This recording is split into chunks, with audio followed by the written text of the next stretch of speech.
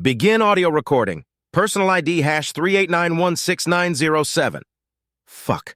I hate this world. Let the damn squawks have it. The cold seeps through my body armor. I never feel warm unless we're fighting. The wind whips up massive dust storms, gets in everything, fucks with our sensors and visibility. Worse, it fucks up our pulse rifles and leaves us these damn slug throwers. Don't get me wrong, they hit hard, but their range is less than a km. Not like we often have that much visibility in this terrain, even without the dust storms. And going hand-to-hand with a spike is practically a death sentence. Their claws rip into our armor like it's not there. Their armored bodies can withstand a slash from our blades, so we are limited to stabbing at their weak points, but their size makes them slow.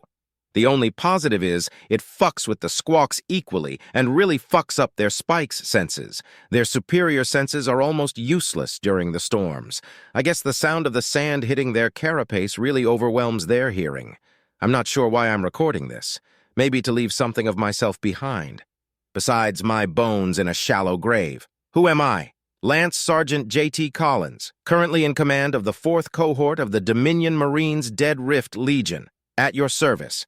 If you can call less than 62 out of 500 combat effectives a cohort still, which is why I am in command. All the other NCOs and officers above me are casualties.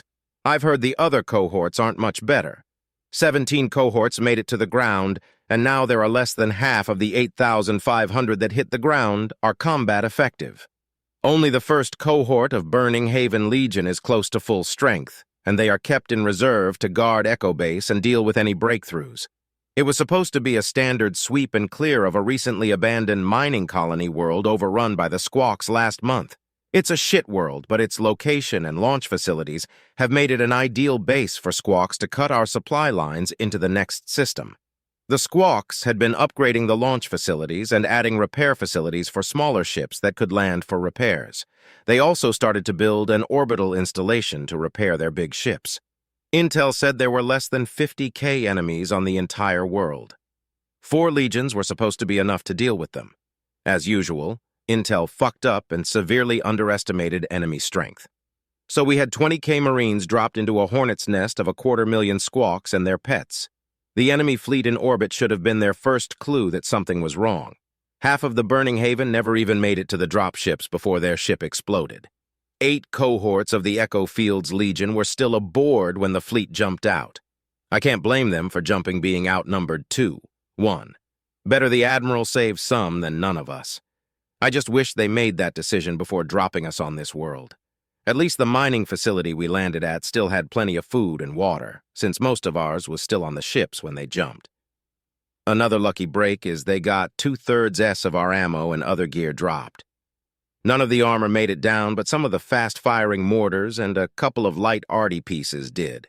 Both inbound heavy dropships were shot up and never made it to the surface, or at least in one piece. One big-ass chunk of a ship squashed a dropship flat. It's a good thing it was mostly empty of people and gear. The rest went with the fleet. Hopefully they'll be back with more ships and troopers, but it'll still take at least a week for them to get here. Which is why I am huddled in this godforsaken trench, riding out this damn squawks artillery barrage. Every day, more and more of them arrive from all over the planet. We managed to secure the launch facilities, surprisingly easy, but we've been getting probing attacks all along the perimeter. Our defensive perimeter is slowly shrinking to less than 10 kilometers in diameter. Another 5 kilometers and that damn artillery will be able to shell the main base with some accuracy. The dust storms reduce them to old-school methods of dropping them in the general area and relying on the old Mark I eyeball. They really don't want to do more damage to the facility than they have to. They'll probe the perimeter every so often, but no major assaults since 2 days ago. The bodies of 1,000+ squawks and spikes still rot in no man's land. It was their first time running into the new squad-level railguns. They fire 40% faster and easy enough to be moved by a couple of men. Their new ammo system hits like a bitch, too. Tears through armor like it's not even there. 1st Cohort is spending its time building a final fallback defensive line.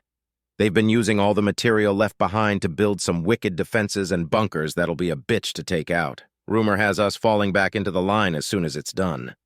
If you haven't figured it out yet, Squawks is our slang for the scraskok. They descended from some sort of bird-like creature. They kind of look like a harpy eagle where a pair of arms replaced the wings. The spikes are an alien species found on one of their planets that they then bioengineered to make them bigger, faster, and meaner. I have no idea of their actual names and don't care. Damn things are around 3 meters tall with 4 legs and 4 arms. Their carapace is split into 3 pieces and covered in 10-centimeter spikes all over the dorsal side of the thorax section. They slightly resemble an ant in that regard, except they have alligator-like jaws and some nasty teeth. One pair of arms ends in hands with opposable thumbs with short claws, and the other 2 have a wicked, hook-like claw. I've seen them gut a man with one swipe. At least they are fairly stupid and have really hurt them with ambushes, but chances for that are getting fewer and fewer. Unfortunately for us, their squawk masters are damn smart. They're about our height, but much lighter. I guess they retain some of those hollow bones from back in the day. Doesn't take much to cave their chest in, so they wear that power-assisted armor full-time on these heavier grav worlds. Their pulse rifles don't work any better than ours on this world. They have some weird kind of dart-thrower crossbow thing, but the range is only around 180 meters. And then, there are their blades. They are damn fond of using them, and they are sharp. 1 meter long, split-blade sword that cuts through most body armor with little effort combined with their body armor. By themselves, they'd never get within range to use those blades, but using spikes as meat shields lets it happen. Each attack costs them dearly, but they can afford the losses. They keep pecking away at our defenses, and we'll lose a man here or there. Dead or wounded doesn't matter. They're still out of the front line. Hell, it's looking like by the time the fleet returns, we'll all be dead. Surrender isn't an option. No quarter offered, no quarter given.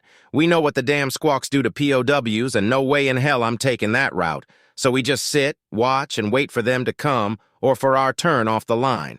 Maybe when I go back, there'll be some good... The following was taken after Lance Sergeant Collins stopped recording his personal log, but it was accidentally left open. Names of speakers marked when known. Unintelligible speech in the background. They're what? Fuck! Get 'em up and on the line! Lance Sergeant Collins 8th, unintelligible, been overrun, and unintelligible time, unknown. Pull in the pickets and shorten the line on the left. It's not good if they broke through on the left. We'll need to consolidate in the center and still keep tied in with the 7th on the right. I want the men on the left redeployed at a 45-degree angle to the rear of the main line. Hopefully make it harder for those bastards to just roll us up. Lance Sergeant Collins, but unintelligible. It? Unknown. We'll never make it until we push them back on their heels. And tell the men I'm going to try and get some fire support, so stay in their damn holes. Lance Sergeant Collins, HQ. Fire mission. Coordinates 77 Tango 89. Enemy has broken through the lines. Lance Sergeant Collins. Aye, sir, thank you, sir. Good luck to all of us. Lance Sergeant Collins, weapons fire, shouts, and explosions heard in the background. Stay the fuck down, idiot. Want to get your head blown off by our own Artie? Lance Sergeant Collins, unintelligible voice. Weapons fire continues and explosions getting closer. Some kind of faint chittering noise. Spikes, unknown. The belly, you idiots.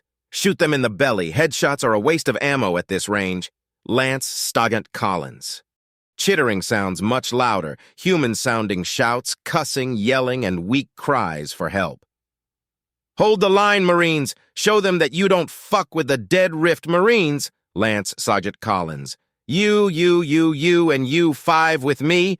Jackson, take the wounded and whoever is left and beat feet towards the vehicles and back to base. We'll hold them off. We should, unintelligible, together. Unknown. We'd never make it. We'll buy some time and join back up at the base. Lance Sergeant Collins.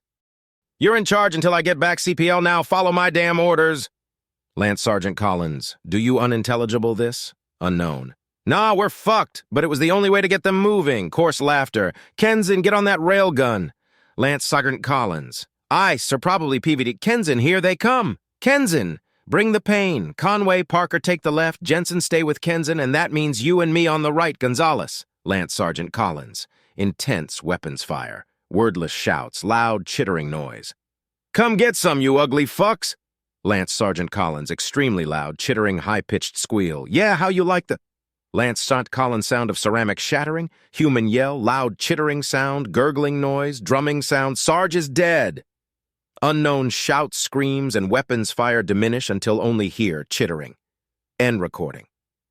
Please enter into the record that was taken from the personal recorder of a Lance Sergeant J.T. Collins, Dominion Marines, 4th Cohort, Dead Rift Legion, KIA, 9th of March, 2243. Lapita 5, PV, Paul Kenson, Dominion Marines, 4th Cohort, Dead Rift Legion, KIA, 9th of March, 2243. PVT, Jack Parker, Dominion Marines, 4th Cohort, Dead Rift Legion, KIA 9th of March, 2243, PV and Billy Conway, Dominion Marines, 4th Cohort, Dead Rift Legion, KIA 9th of March, 2243, PV Juan Gonzalez, Dominion Marines, 4th Cohort, Dead Rift Legion, KIA 9th of March, 2243, PV Jeremy Jensen, Dominion Marines, 4th Cohort, Dead Rift Legion, KIA 9th of March, 2243. Source of background speech. Captain Henderson asked the recorder for the Galactic Council's Board of Inquiry. Captain Henderson walked to the stand where all the council members could see him.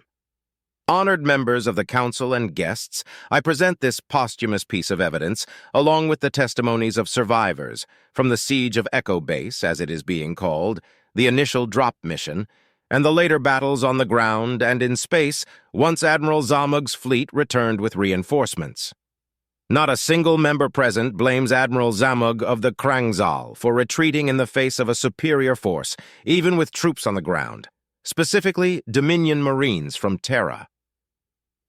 Captain Henderson slowly turned to look every council member in the eye, or two of their eyes anyway in 5 instances, before speaking again. And unlike some civilian members of the council and the press, do any of them see the actions of a being committing suicide to avoid the consequences of his actions? It is the opinion of Terrans that Admiral Zamug's death in the fighting above Lapita 5 happened while performing the duty of a superior officer to the being serving below them.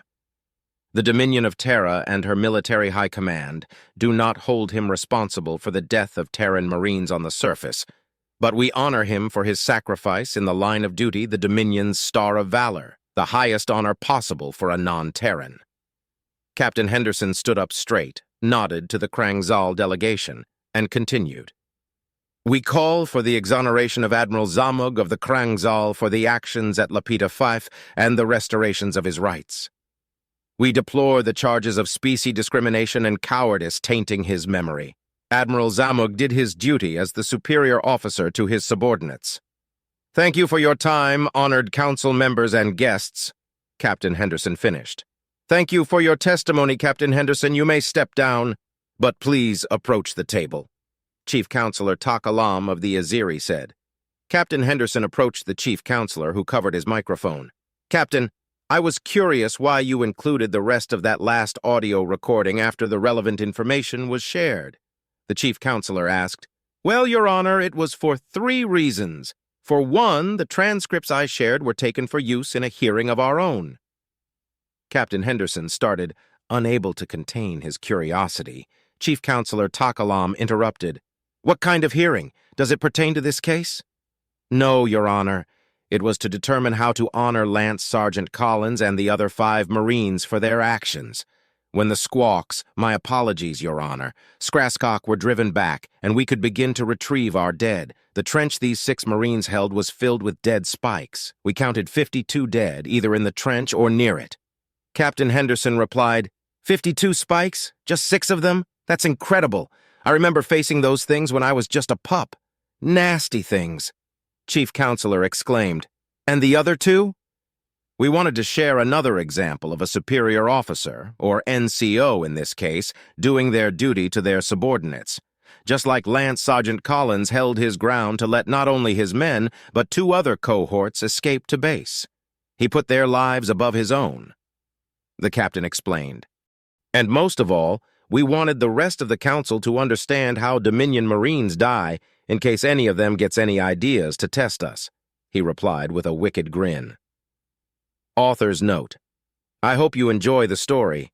I feel a bit iffy about it since the first part was written some time ago but wasn't sure where to go next, so the second part was not originally intended to be part of the story. so not sure how well it actually fits together.